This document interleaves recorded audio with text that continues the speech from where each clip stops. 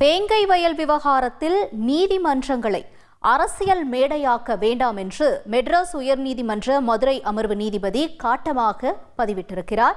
முக்கிய செய்தியாக பார்த்துக் கொண்டிருக்கிறோம். கூடுதல் விவரங்களை செய்தியாளர் மாரிச்சாமி வழங்க கேட்கலாம்.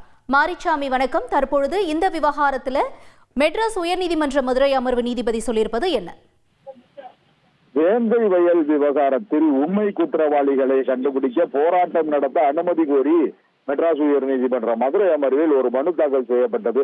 அந்த மனு விசாரணையின் பொழுது நீதிபதி காட்டமாக ஒரு கருத்தை முன்வைத்திருக்கிறார்.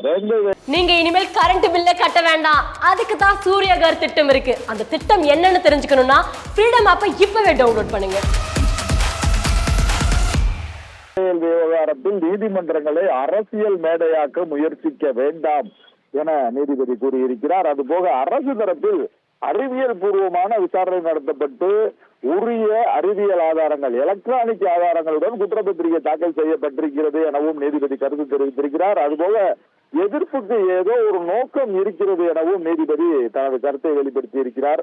மேலும் இந்த வழக்கில் உரிய தீர்ப்பு, அதாவது உரிய உத்தரவு பிறப்பிப்பதற்காக தீர்ப்புக்காகத்தான் வழக்கை ஒத்தி வைத்திருக்கிறோம் என மெட்ராஸ் உயர் நீதிமன்ற மதுரை அமர்வு வழக்கை ஒத்தி வைத்திருக்கிறது.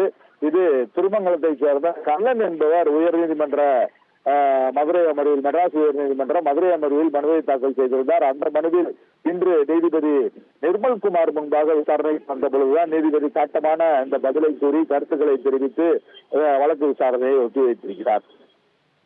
உங்களுடைய தகவல்களுக்கு நன்றி மாரிச்சாமி.